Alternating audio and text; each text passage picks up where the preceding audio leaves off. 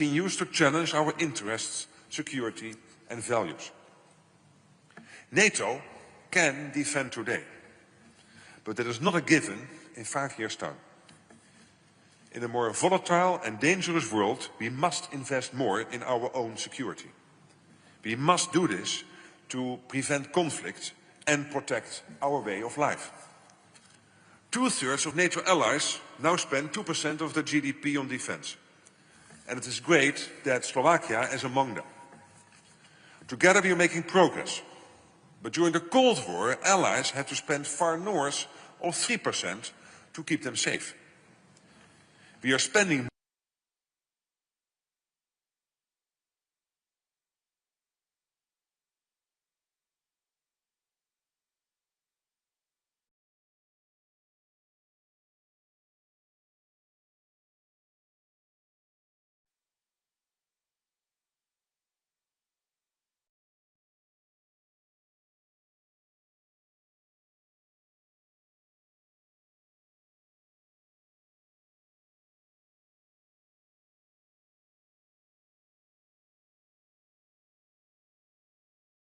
that is only fair. We don't just need to spend more, we also need to ramp up our defense production, so that our militaries have what they need to protect us and to deter anyone from even thinking about attacking us. We need a quantum leap in our collective defense. But why does it matter to students like you? Because security is the foundation of everything. That is why it matters. Education, opportunity and prosperity.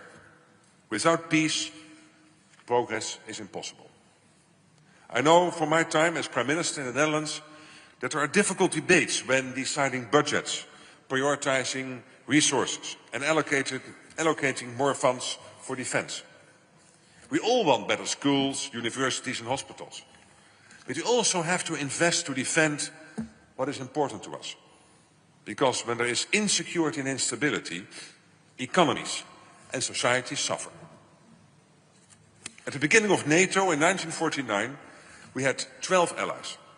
Today, we are 32. So we must be doing something right. Slovakia does not stand alone, and it will never stand alone in NATO. Today, I went to see the NATO forces stationed in Slovakia to protect you and the alliance. There are soldiers deployed here from the other side of Europe, from Spain and Portugal, and friends closer to home and here too, Czechia and Slovakia, Slovenia and Slovakia. They all stand shoulder to shoulder with forces of this beautiful country. And you have the entire alliance behind you. I know that as I speak to you today, I'm speaking to the future of Slovakia and therefore the future of Europe. You represent the next generation of leaders, thinkers and innovators. You will shape the policies, the technologies and ideas that will define your future and keep me safe in old age. And a strong NATO means a secure future, where you can study, work and build a better tomorrow without fear of war. I urge you all to engage with the challenges of our time, ask the tough questions and push for solutions. Whether you pursue careers in defense, diplomacy, technology or in any other field, you are the future. We need your help to prioritize peace, security and stability. NATO is here to protect 1 billion people on both sides of the Atlantic. Our mission is to protect you, your friends, your families and your future. Without strong defense, there is no lasting security. Without security, there is no freedom. And without freedom, we cannot live our lives the way we want to. Building security and stability requires commitment. That means investing more in defense, standing together, and remembering that peace is never guaranteed, only protected. And that is why building stronger defenses is the path to securing our future. And that is what we are doing at NATO. Thank you for listening. This was only the beginning. because now we will start the conversation. But first an applause for my speech. Thank you.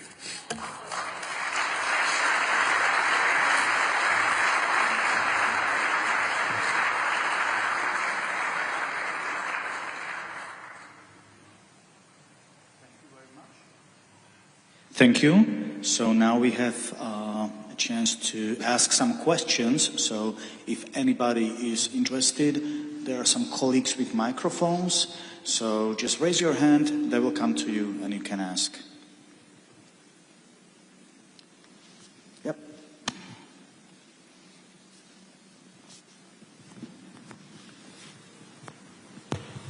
Yep, thank you very much. I think throughout last years there were many news about Russian hybrid attacks on NATO states. Especially I'm talking about damaging cables in the Baltic Sea, arms factories in Poland, England, Germany and so on. And there wasn't a really clear answer to that. I think there were mainly concerns and talks, but not effective steps to prevent that. And because of this, I think NATO somehow, may look slightly defenseless against Russia, hybrid attacks and generally. So maybe it's time to show that such actions, such attacks will have their consequences, and that there should be better reaction from NATO, more effort to deal with that, and maybe pushing some solutions which include better steps like that. Thank you. Basically, I agree. That's the short answer, but let me explain a little bit more. We were used to call this hybrid, but basically this is state-sponsored terrorism, or at least state-sponsored destabilizing campaigns. You mentioned a few examples. I could add attacks on the National Health Service in the United Kingdom, trying to kill the boss of a big defense industrial company, and also the jamming of commercial airplanes in the Baltics. So the first thing we had to do is to acknowledge what we are really seeing here, and it's not hybrid. Again, it is state-sponsored terrorism, because you have to face the problem in the eye. Secondly, you need to have more information on what is exactly happening. That's what we did. So we established a few centers within NATO, and when it came, for example, to the undersea sea cables and critical undersea infrastructure with Maritime Command in the UK, we have now a center which is exactly tracing what is happening. But that is only facing it and following and tracing. It's not enough. I think we are really stepping up. And an example of this is what happened in the Christmas days last year, 25th, 26th of December. Again, an undersea sea cable was cut between Estonia and Finland. General Cavoli, our Supreme Allied Commander, under his responsibility, he launched what's so-called activity. Basically, it is a mission, but when you call it an activity, you do not have to have an agreement of the 32 allies. So, since I knew this and learned this, we only have activities now and no missions. But this activity is involving many ships, the latest undersea sea drone technology, and the most important thing is, all the information we're getting is that Putin, Vladimir Putin, he hates it. And that's exactly what we need. So we will from now on, in a, if necessary, asymmetrical way, react to these type of threats. Of course, we did already in the past, not always visibly. More stuff happened. But we will continue doing that. We will do it more visibly. It will be in many times in an asymmetrical way, because you do not always have to react exactly at the same spot at the same time as your adversary, your enemy. But it's a long answer to again tell you, you're totally right, but we are changing our ways. Okay. Anybody else wants to ask a question? So someone at the back, and then here, and then there.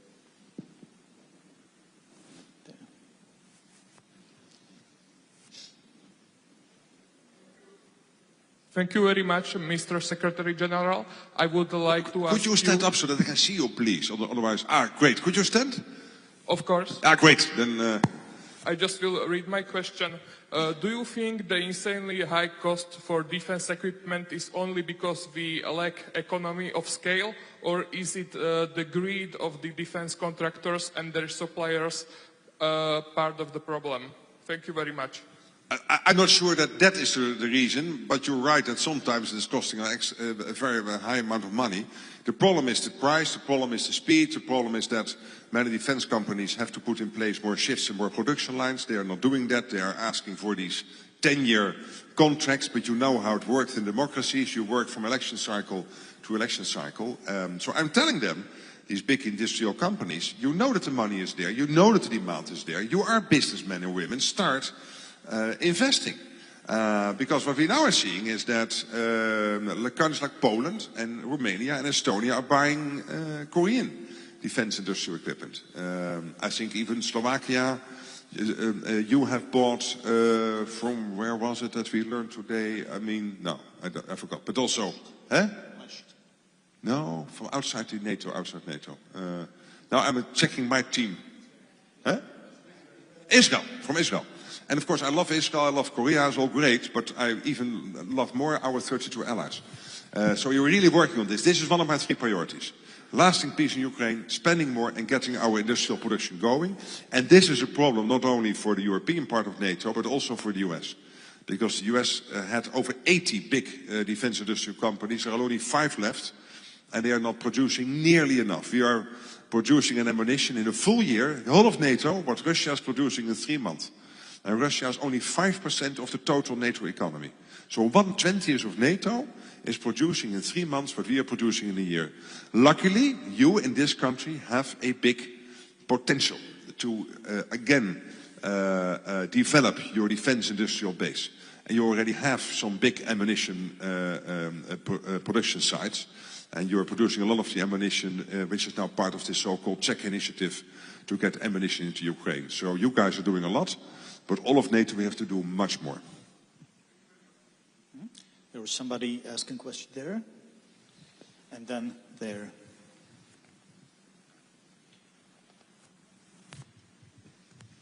Hello, and thank you for visiting us today, Mr. General Secretary. In recent months, we have observed how the new United States administration, especially, for example, Vice President of the United States, criticizing Europe for its insufficient contribution to the army. And this raises the question, what methods and principles can NATO use, or what principles can be employed in order to incorporate NATO, in order to prevent a potential disintegration of NATO? And what approach could help strengthen the unity of NATO and our allies? Thank you. Well, I can only tell you that this US administration is totally committed to NATO, but they expect us to spend more. And they are right. I mean, watch it. Look out. In 2014, we agreed on this famous 2%. Nothing happened. Then Trump became president. Everybody woke up, and we started to spend more. Then the full Russian onslaught on Ukraine happened in 2022. We spent more. And so we are now spending 700 billion more in non-US NATO than before 2016, so before Trump became president. But it is not enough. Again, now we have to take a next big step. And I think it will be a huge step. We have to decide on this summer, but I guess we really have to move up to much more than 3%. For you now look at all the gaps we have in our armies, in our long-range missiles, in our air defense systems, in our logistics, our military mobility. We have so many issues, and we cannot pay for them with the 2%. So it has to be really much more, and I hope that we can get to a conclusion on this in The Hague. And the good news is that if you do that, you would have much more of a fair burden sharing with the United States. But I'm absolutely not worried about the US. They're doing what is needed. I'm worried about us, whether we are able to step up. But I'm also optimistic because all the signals I'm getting now the last 2-3 months is that the coin has dropped, that people understand this is necessary. Many governments now, like Denmark yesterday, announcing a huge, big new investment. We have seen I know some countries will come out with big announcements over the coming weeks.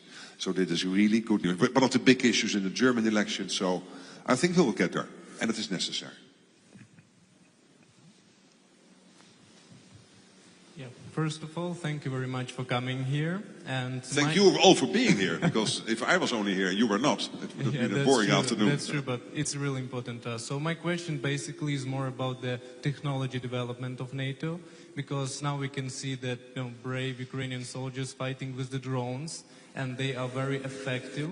And do you think that now NATO will take this experience, and do you like to develop this, like the drones, into the army of the NATO? And how maybe, the second question, how maybe the third-party companies or people who would like to dedicate, their life into drone makings can apply to NATO and do these drones by the NATO standards, and about the drones mostly?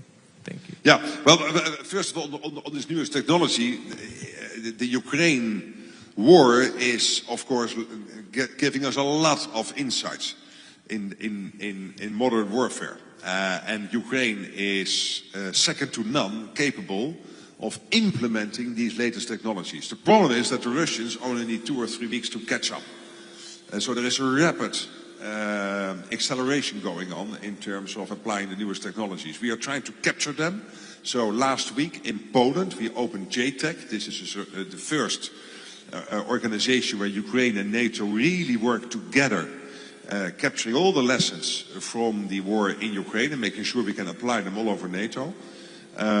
We know that there is some criticism now going on of countries still buying F-16s and F-35s. Whether that is still necessary, I think the growing body of opinion is that you need both, and the big platform F-35 type big ticket items, but also the latest technology. And how can you make them work in conjunction? Again, the war in Ukraine is giving us a lot of insights of how to do this. And then we have to make sure that these big companies start to work with small startups and scale-ups. Not easy, because a big company has all these internal rules, and typically they would choke off and kill any startup as soon as they start to merge with a big company. So you have to find ways to make sure that a startup can survive in that fabric of a big company, in that structure, in that texture. And I think there are many lessons how to do that. So this is all happening at the moment. And in NATO, we are working on that in headquarters in Brussels, a whole team working on innovation, together with the people working on procurement. Obviously, it is something which in the end has to be done by the 32 allies in their own military, in their own procurement programs, etc. But that is happening. So I'm rather optimistic, but we have to keep this going. Otherwise, we stick with a military system which is stuck in the past, in the 20th century, and we really have to move this to the 21st century, to this decennium, and taking all the lessons from Ukraine.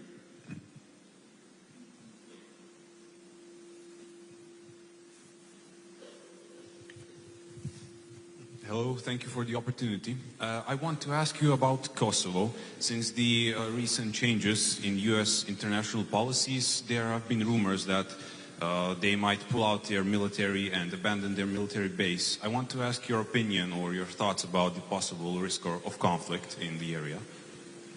Well, let me be perfectly clear.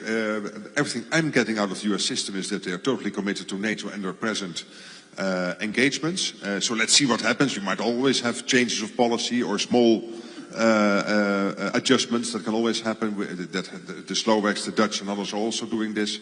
But I have no reason to believe there will be dramatic announcements. And more generally on the Western Balkans, we have to be sure that we keep an eye on this. Because stability in Kosovo, stability in Bosnia, stability in Serbia, it is in all our interest. So we have had recent elections in Kosovo. I think they have not been finalized in a formal outcome, but it seems that the main party who was basically governing Kosovo on its own before the elections might need a coalition. Let's see how that plays out, but that is normal political democratic process, forming coalitions. Of course, we know there are certain issues we need to be very watchful of in Bosnia. The relationships in the region. I'm myself in constant contact with all the main leaders over there. I had the opportunity in the Munich Security Conference to speak with 2 out of the 3 members of the presidency of Bosnia. I will visit the region in March. So step by step we really try to maintain stability. And that is important because it is a region which has a history of instability. And luckily now for many years we have a hard-forged stability in that part of Europe, in the Western Balkans. And we have to maintain that. Thank you. Thank you.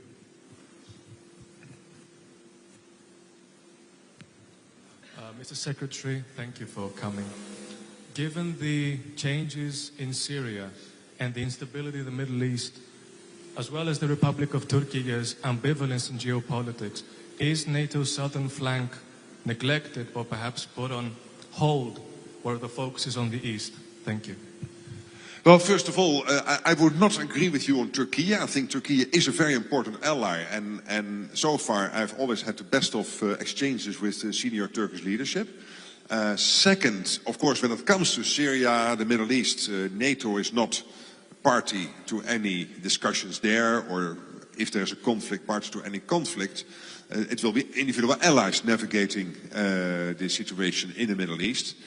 But of course we follow it closely, to your point. And I was in Iraq 2 weeks ago because we have a NATO mission in Iraq.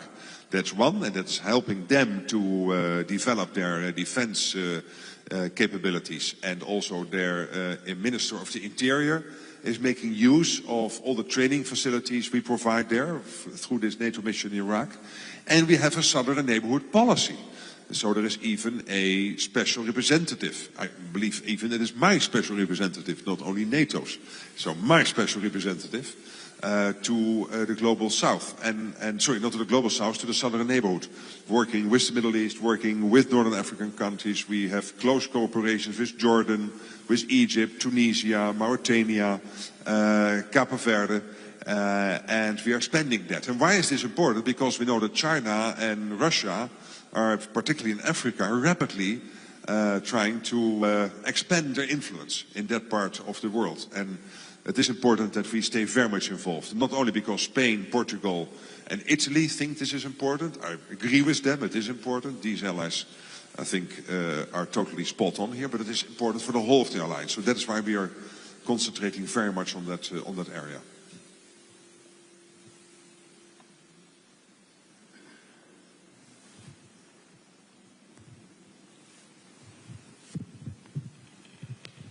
Okay, I would like to ask you, what is your position towards Britain's suggestion to deploy troops in Ukraine, since USA is one of the main players in NATO and they are strongly against this suggestion?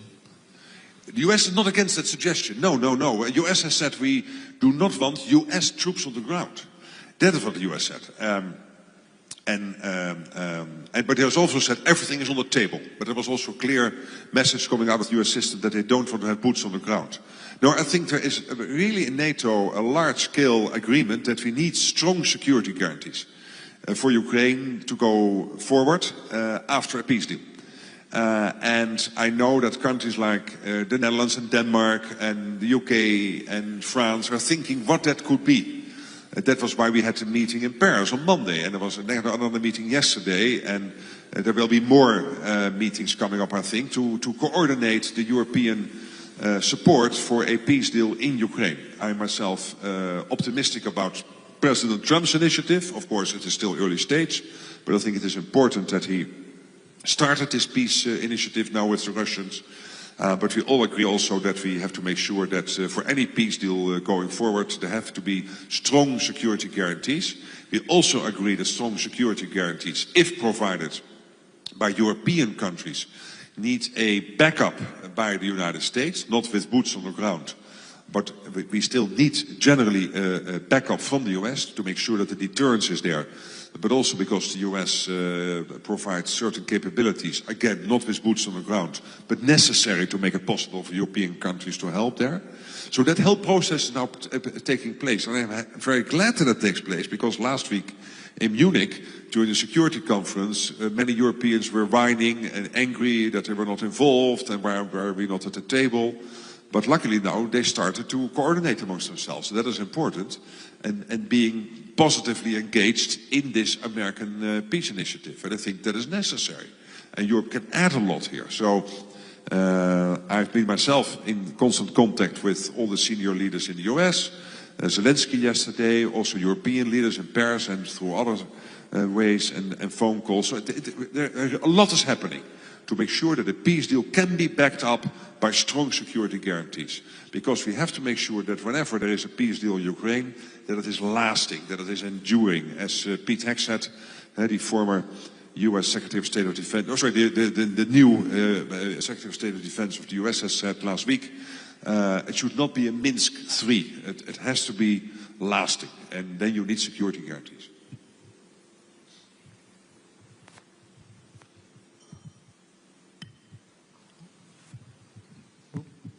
Thank you very much. I have a question more targeted towards the future. So how do you see the possible future expansion or enlargement of NATO, especially when considering countries such as Ukraine or Georgia? Thank you very much.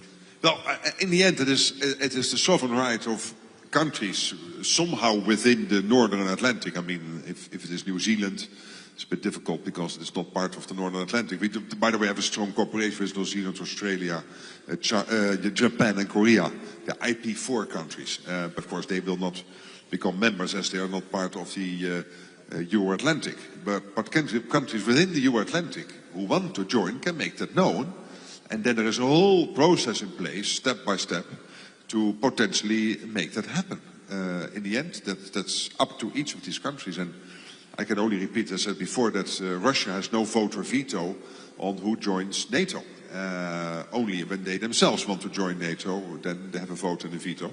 But I've not seen that application recently, so I don't think that will happen. But and on Ukraine, that's very much on the table. I mean, it was decided in Washington that there is this irreversible path of Ukraine to become a member of NATO. But to be honest to the US, having said we don't want it to be part of a peace process now, it was not promised to Ukraine that it will be part of a peace deal. So we have to see how these peace talks end. But there's no automaticity. But we have agreed on Ukraine becoming, in the future, a member of NATO. There's somebody right at the back. Yes. Thank you very much. Goedemiddag. Goedemiddag. Bent u Nederlands? Ja, zeker. How did you end up here? Tell me. I'm an exchange student from the Netherlands, from Utrecht. And why did you decide for this fantastic institution? Because, I don't know, I want to go to Central Europe, because I have lived in Western... I'm sorry everyone, Central Europe. Central Europe. Central Europe, I'm sorry. I've lived in Western Europe all my life, and I'm very interested in the European Union, and I want to know what life is here. Great. Like. How long are you here now? 2 weeks. Actually. 2 weeks, okay. So you have only 13 days more of experience of living in Ohio. Yeah.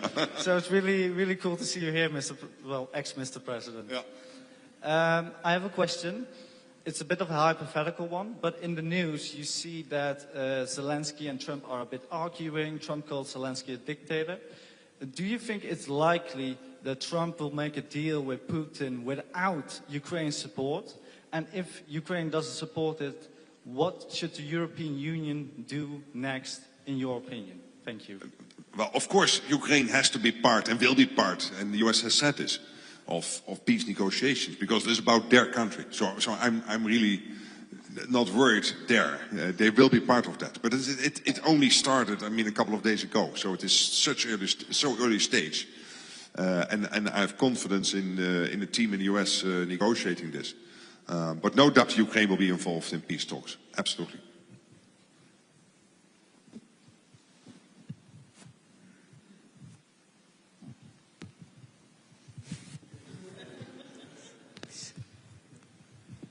Thank you. So I would like to ask a question. Is it possible that Slovakia would be excluded from closer negotiations because of our pro-Russian government? In the case it's needed to do so. It's a bit of a question. You would be excluded from what? From negotiations, some closer negotiations in NATO. No, let me make perfectly clear. In NATO and in the EU, you not always agree. In the end, you do agree. It takes time sometimes, you negotiate, etc. But many countries will start from many different points of view, and then you will gradually come together. Slovakia is one of the most integrated, I think the most integrated country compared, a bit the same like the Netherlands. You are part of the EU, Schengen, the Eurozone, NATO. You are actively participating in all those formats and structures, highly respected. So I don't think that worry is warranted. No, not at all.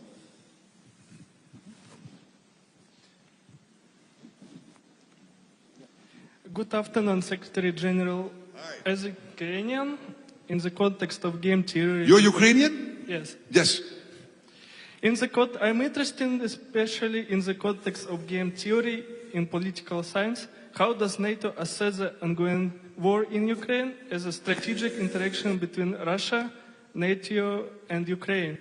Specifically, how do you evaluate the payoff structures and potential national equilibria in this scenario, considering the escalation risk and deterrent strategies? Of course, NATO is not part of the conflict, but NATO, through the command in Wiesbaden, is coordinating the training and the military equipment coming into Ukraine, and through JTEC, the center in Poland, collectively we're capturing all the lessons. But it is up to individual allies and countries outside NATO, bilaterally with Ukraine coming to security agreements. I mean, my country and many other countries have drawn up bilateral security agreements with Ukraine. And I think that is very important. But to your question, of course, it is first of all an unprovoked Russian onslaught on your country. Starting in 2014, and then the full-scale war breaking out next Monday 3 years ago, with hundreds of thousands of people on both sides of the border, killed, seriously wounded. It is unbelievably sad when you think about it, and so many beautiful cities in Ukraine being seriously damaged and having to be rebuilt. So the cost of all of this is enormous, but it is your country fighting for its survival and for its sovereignty. That is between you and Russia. But we also have to acknowledge that Russia is working with others, with North Korea, with China and with Iran. So when a peace deal is reached on Ukraine, let's make sure that one Xi Jinping, the first secretary of the Communist Party of China, will be watching this and will be interested in the outcome. And if it is a weak deal for the West, he might think of some next steps himself in the Pacific. So all the theaters, as so-called, Northern Euro-Atlantic and in the Pacific, they are more and more connected. Thank you. Can I give you one more question? Please. You have the microphone, so you have the power. What advice would you give to the future generation of Ukrainian leaders? Well, first of all, it's not up to me. I can only say I have the highest respect for what Ukraine is doing and enduring. You have from day one been fighting, where Putin would think in 3 or 4 days you would have to give in to him, and you didn't. You fought back, you were able to capture back large parts of the country Putin originally was able to capture in February 2022. We all remember that famous video President Zelensky made when he was offered a ride to Poland to get into safety, and that he said, "I don't need a ride, I need ammunition." And then he came out of the presidential palace saying, "I'm here with the Prime Minister, the Defense Minister, the Chief of the Military, myself, the President. We are all here," and that was a rallying call, I think, to the whole of Ukraine, and one of the most moving short clips I have ever seen. In all its simpleness, extremely effective, because it showed the leadership, not only of the senior leaders in Ukraine, but also of the general population. But for the young people in Ukraine, I mean, I wish for you this war to end as soon as possible. And then you will have to rebuild the country, but you will have so many stories to share about how proud soldiers and proud citizens have withstood this Russian onslaught. That I hope you will be very proud, that you will share those stories and they will go down the generations. And of course that you will build your future and will have happy lives and really be integrated as you wish in the Euro-Atlantic structures like the EU and NATO. I really wish that for your country. Okay. Thank you very much for your answer. We will take one more question. Good afternoon. I would like Hi. to ask... Are you also from the Netherlands? No. I'm No. But my sister lives in the Netherlands. She found a Dutch guy. Very good. Do you think that increasing the contribution of the countries might lead to their withdrawal from NATO, especially considering the misinformation campaigns? Thank you. Again, I missed the first half of the question because the microphone was a bit too high. If you think that increasing the contribution of the countries might lead to their withdrawal from NATO? No, I don't think any country will withdraw from NATO. Why would they? I mean, we are collective defense. We are the strongest, the most powerful defense corporation in the world's history. I mean, yeah, if you want to withdraw, you can. It is a democratic organization. Nobody will stop you. But I've not spoken to any leader who wants to leave NATO. No, people want to join. Countries want to join. Nobody wants to leave. But being in NATO, we have to make sure that it is not one paying more than the rest. And at the moment, of course, what we see is that the US is about a little bit more than 50% of overall NATO economy, but is paying much more than 50% of the overall NATO defense spending.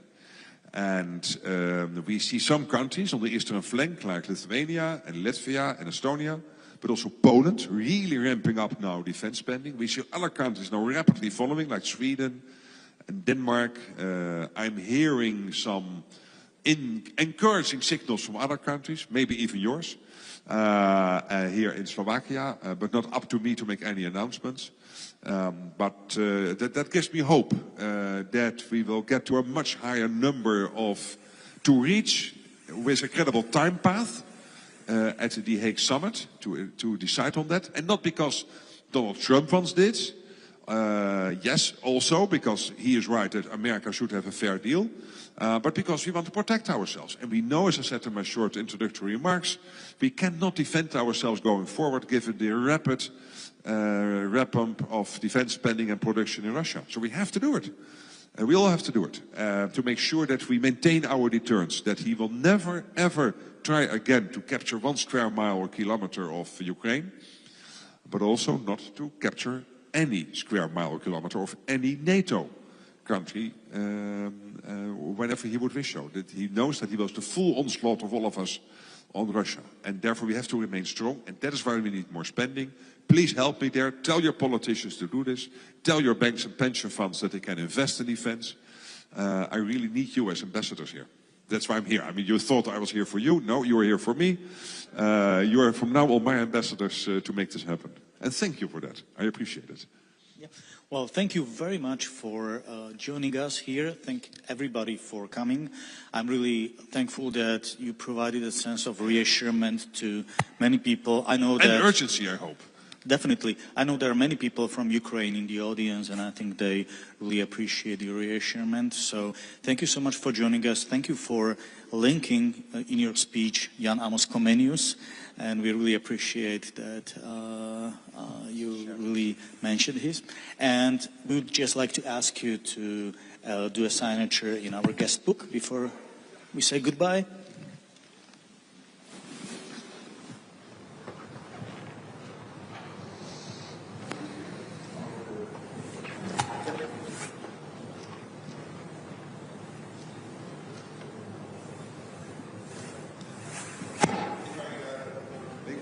One final remark to the students. Thank you for being here, first of all. And maybe one advice. I've always lived my life in the assumption that it is easier to ask for forgiveness afterwards than for permission up front. So take some risks. And when you have strong ideas, follow them, even if you have many seniors telling you you can't. Because potentially you might be right. And if not, at least you learn something. So really enjoy your life, enjoy your studies here. Let's stay together and make sure that we do strange things with our talents. That makes the whole world better.